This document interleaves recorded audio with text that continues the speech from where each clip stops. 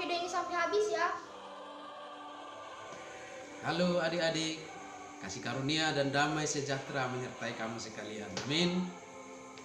Hari ini kita merayakan Paskah dan kita akan disapa oleh firman Tuhan yang tertulis di dalam Lukas pasal 24 ayat 1 sampai dengan ayat 12. Adik-adik boleh buka Alkitabnya.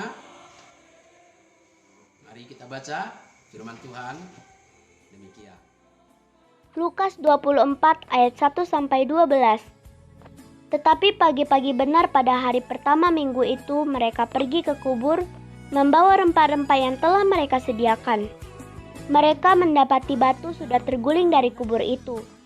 Dan setelah masuk, mereka tidak menemukan mayat Tuhan Yesus. Sementara mereka berdiri termangu-mangu karena hal itu, tiba-tiba ada dua orang berdiri dekat mereka, memakai pakaian yang berkilau-kilauan. Mereka sangat ketakutan dan menundukkan kepala. Tetapi kedua orang itu berkata kepada mereka, "Mengapa kamu mencari Dia yang hidup di antara orang mati? Ia tidak ada di sini. Ia telah bangkit.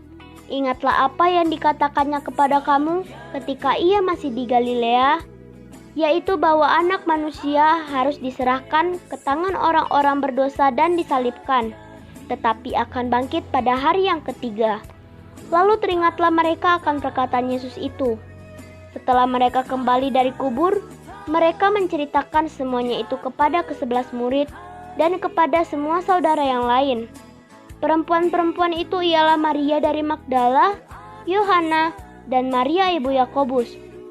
Perempuan-perempuan lain juga yang bersama-sama dengan mereka memberitahukannya kepada rasul-rasul.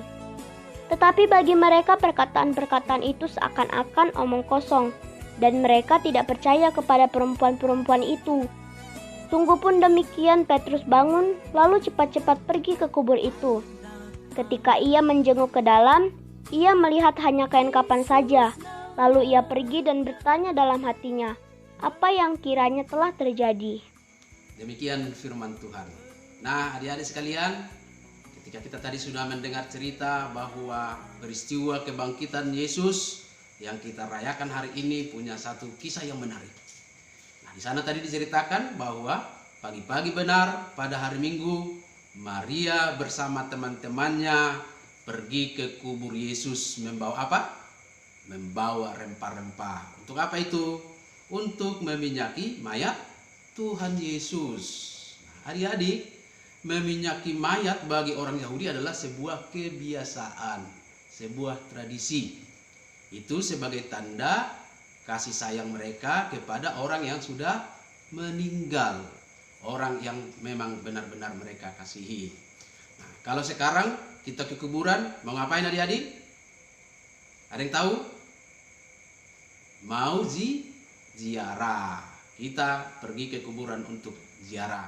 Tapi perlu adik-adik tahu, kalau kita ziarah ke kuburan, kita tidak boleh berbicara apalagi meminta sesuatu dari orang yang sudah meninggal. Karena apa adik-adik? Karena Alkitab mengajarkan bahwa tidak ada lagi hubungan orang yang meninggal dengan yang masih hidup. Nah, ini harus diingat ya, harus diingat. Baik adik-adik, kita kembali ke awal tadi bahwa Maria dan teman-temannya pergi ke kubur Yesus untuk meminyaki tubuh Yesus. Itu adalah kebiasaan mereka. Jadi kalau namanya kebiasaan atau tradisi itu tidak salah. Tetapi yang salah adalah ketika tradisi atau kebiasaan itu sudah membuat mereka lupa dengan apa yang dipesankan oleh Tuhan Yesus. Apa itu pesan Tuhan Yesus kepada mereka sebelumnya? Coba kita buka-buka Alkitabnya. Nah, kita baca dulu Lukas pasal 24 ayat 7.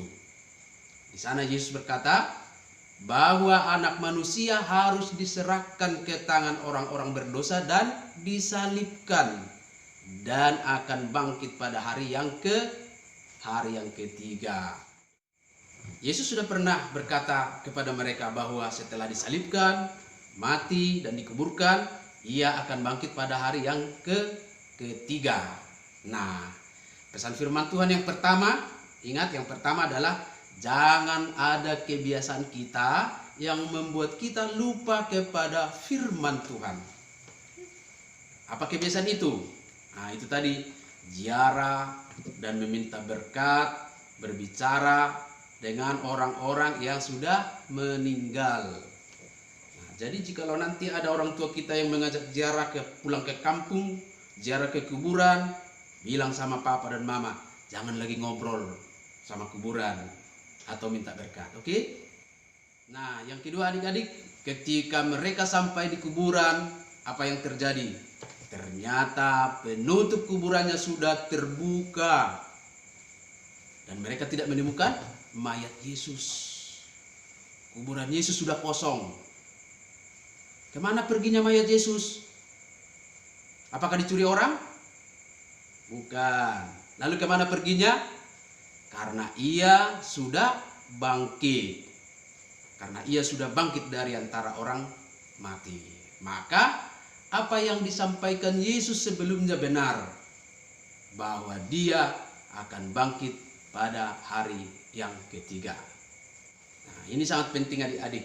Memang kalau seorang tidak percaya, maka dia akan selalu melakukan tindakan yang salah. Mereka keliru karena mencari orang yang hidup di antara orang-orang mati. Itu tadi dicatat dalam ayat 5 Lukas 24 nats khotbah kita. Bisa kita baca? Nah, ikuti. Mereka sangat ketakutan dan menundukkan kepala. Tetapi kedua orang itu berkata kepada mereka, mengapa kamu mencari dia yang hidup di antara orang mati? Nah, itu dia. Kalau seorang tidak percaya, maka ia akan selalu melakukan hal-hal yang keliru. Nah, mereka salah. Nah, oleh karena itu, kita harus percaya bahwa Yesus sudah bangkit. Apa tandanya? Adik-adik percaya enggak kalau Tuhan Yesus sudah bangkit? Nah, tandanya adalah batu yang terguling dan kuburan yang sudah kosong. Tetapi ada lagi bukti. Bukti yang boleh kita lihat sekarang. Apa buktinya adik-adik? Bukti Yesus bangkit adalah apa? Bukti kebangkitan Yesus adalah kita orang-orang percaya, orang-orang Kristen, gereja-gereja yang ada di seluruh dunia. Jadi kalau saya jadi seorang Kristen, kalau adik-adik jadi seorang Kristen, itu bukti bahwa Yesus sudah bangkit. Oleh karena itu, kalau Yesus tidak bangkit, tidak mungkin ada gereja. Benar? Iya, karena gereja adalah persekutuan orang-orang yang percaya kepada Yesus yang hidup, yang sudah bangkit. Luar biasa. Lalu yang ketiga, yang terakhir, apa tugas kita sebagai orang percaya, sebagai orang yang sudah percaya kepada kebangkitan Yesus? Tugas kita adalah memberitakan Yesus. Memberitakan Yesus yang bangkit. Jadi sama seperti Maria dan kawan-kawannya, setelah mereka tahu Yesus bangkit, mereka langsung berlari-lari dan menceritakannya kepada murid-murid Yesus yang lainnya. Mereka bercerita karena sudah mengetahui dan menyaksikan kebangkitan Tuhan Yesus. Maka sama seperti mereka, nah tugas kita sekarang adalah menceritakan Yesus kepada semua orang. Tetapi caranya bagaimana? Caranya dengan melakukan apa yang diajarkan oleh Tuhan Yesus.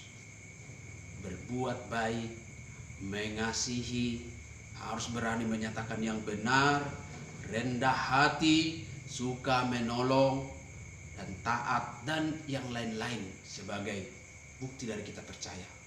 Apalagi sekarang ini virus corona ada di mana-mana, tetapi kita tidak tahu menghindarinya. Caranya adalah taat atau turut kepada siapa? Kepada pemerintah, kepada orang tua yang sudah menganjurkan supaya kita dapat selamat dari virus corona. Caranya adalah stay at home. Itu adalah bukti kita taat. Jangan gelisah di rumah, jangan bosan, jangan jenuh, tetapi nikmati kegiatan di rumah kita. Belajar boleh di rumah, boleh. Bermain boleh di rumah, boleh. Beribadah boleh di rumah, boleh. Nah, sambil terhindar dari corona, kita taat dan kita menjadi selamat. Oleh karena itu, Mari kita rayakan kebangkitan Tuhan Yesus. Mari kita tunjukkan bahwa kita percaya dalam perayaan Paskah ini, menyaksikan Yesus sudah bangkit, maka kita harus menyatakannya dari perbuatan. Amin.